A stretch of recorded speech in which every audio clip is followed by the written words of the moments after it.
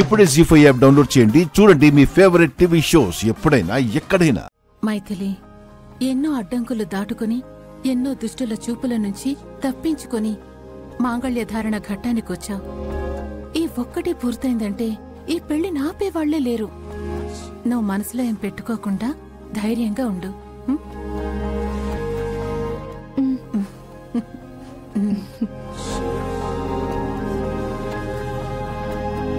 బాబు, మాంగళ్యధారణ కానివ్వు. హరి ఆగండి, ఈ పెళ్లి జరగదు.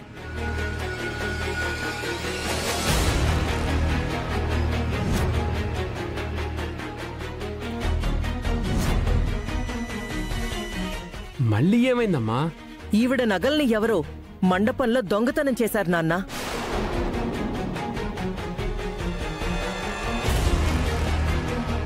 అవును, ఈ పెళ్లి మండపంలోనే ఎవరో నా నగలు కొట్టేశారు.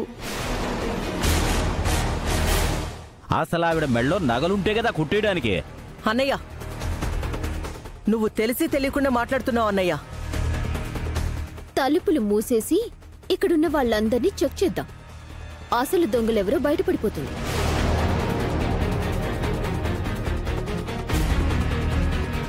చెక్ చేయటానికి నువ్వేమైనా పోలీస్ ఆఫీసర్వా? నీకేదైనా అనుమానం ఉంటే పోలీసులకి ఫోన్ చేసుకో. వాళ్ళొచ్చి నిజాలేంటో తేలుస్తారు. అమ్మా, ఇంకొక్క నిమిషం అయితే ఈ పెళ్లి జరిగిపోతుంది. ఎందుకు లేనిపోని గొడవలు చేస్తారు? అవునండి, ఇప్పటికే ఒకసారి పెళ్ళాగిపోయింది. మళ్ళీ పెళ్ళాగడం మంచిది కాదు. ఆ పోలీస్ కేసేదో పెళ్లి జరిగాకే పెట్టుకోవచ్చు. గురుగారు, మీరు కానివ్వండి. లేదు, ఆవిడ నగలిపోయి ఏడుస్తుంటే సంబంధం లేనట్టుగా మీ పాటికి మీరు పెళ్లి చేసుకుంటే ఏంటి అర్థం? మీ పెళ్లికొచ్చినందుకు ఇదేనా మీరిచ్చే మర్యాద, గౌరవం? ఇప్పుడేమంటావు? పెళ్లి ఆపి మరీ నగల కోసం వెతకమంటారా? తప్పే ఉంది. పైగా ఈ పెళ్లి మండపంలోనే చాలా మంది దొంగలున్నారు. వాళ్ళు ఎవరు అనేది మాకు తెలియాలి. ఏంటి నన్ను చూసి దొంగలు అంటున్నావు? అంటే ఆ నగల్ని నేను దొంగతనం చేశానంటావా? ఇంకా అనుమానమే ఉందే? వాళ్ళ చూపులన్నీ నీ మీదే ఉన్నాయి. నువ్వే దొంగతనం చేసుంటావని వాళ్ళకు అపారమైన నమ్మకం. అందులో ఏమనుమానం ఉంది? అసలు ఇలాంటి కూతురికి తల్లైనందుకు, ఇలా పెంచినందుకు ముందు మిమ్మల్ని అనాలి. ఏయ్, నోరు మొయ్. ఇంకొక మాట మాట్లాడితే ఏం చేస్తానో నాకే తెలీదు. ఏం చేస్తావు? ఏం చేస్తావు? రా. ఏం చేస్తానా? ఇది పెళ్లి మండపం అనుకుంటున్నారా, రచ్చబండ అనుకుంటున్నారా? ఏంటి గొడవలు? త్రిష, ఈ గొడవేంటి? నీకేం కావాలో చెప్పు. అందర్నీ ఒకసారి చెక్ చేయాలి. నగలు దొంగతనం చేసిన వాళ్ళని పోలీసులకి పట్టివ్వాలి. సరే, ఇక్కడున్న వాళ్ళందరినీ చెక్ చేయాలి, అంతేగా? అంతే. శుభప్రద గారు చెప్పు. సులోచన గారు, మన ముగ్గురు వెళ్ళి ఇక్కడున్న వాళ్ళందరి బ్యాగులు వెతుకుదాం. నగలు దొరికాయా, దొంగతనం చేసిన వాళ్ళ మీద చర్యలు తీసుకుందాం. ఒకవేళ నగలు దొరకలేదా, ఈ త్రిషాని ఇంట్లో నుంచి బయట గెంటేద్దాం. సరే సరే, ముందైతే అందరి దగ్గరికి వెళ్ళి వెతకండి. చూడండి, వచ్చిన బంధువులందరికీ విజ్ఞప్తి చేస్తున్నా, దయచేసి అందరూ సహకరించండి, తప్పుగా అనుకోకండి.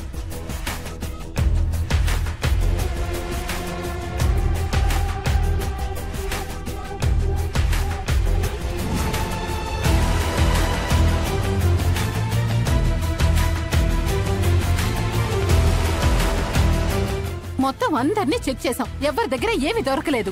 అదిగో అక్కడ ఒక బ్యాగ్ ఉంది, అందులో చెక్ చేసావా? ఏంటి ఇప్పుడు ఈ బ్యాగ్ ను కూడా చెక్ చేయమంటున్నావు? ఇందులో ఏమీ లేదు కదా?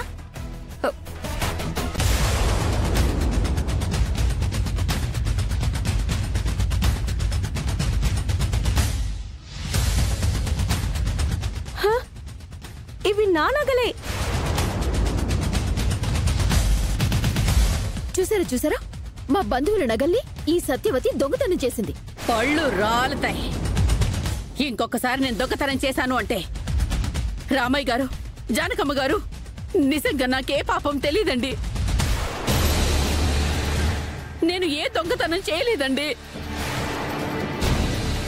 అవునండి, ఈ అమ్మాయికి అసలు పెళ్లి జరగడమే ఇష్టం లేదు. అందుకే మా అమ్మాయిని దొంగని చేసి ఆ వంకతో ఈ పెళ్లిని ఆపించాలని చూస్తోంది. చాలా ఆపండి. మీ అమ్మాయిని ప్రత్యేకించి ఎవరు దొంగని చేయనక్కర్లేదు. ఆమె పుట్టుకతోనే దొంగ. శేఖర్ గారు, ఈ పెళ్లికి మేము పెట్టిన కండిషన్ ప్రకారం సత్యవతి దొంగతనం చేయకూడదు. కానీ 4 నగలకి కక్కుర్తిపడి పెళ్లి మండపంలోనే దొంగతనం చేసి అడ్డంగా దొరికిపోయింది. కాబట్టి ఇంకా ఈ పెళ్లి జరగదు. మీ అమ్మాయిని తీసుకొని వెళ్ళిపోవచ్చు.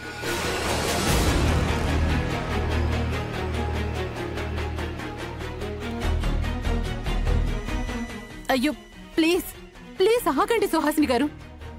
మీకు కావాలంటే ఆ నగలకి డబ్బులు నేనే ఇస్తానండి. దయచేసి ఈ పెళ్లిని జరగనివ్వండి. కుదరదు. తాంబూలాలు మార్చుకున్న రోజే చెప్పాను, ఈ సత్యవతి దొంగతనం చేస్తే ఈ పెళ్లి అర్ధాంతరంగా ఆగిపోతుందని.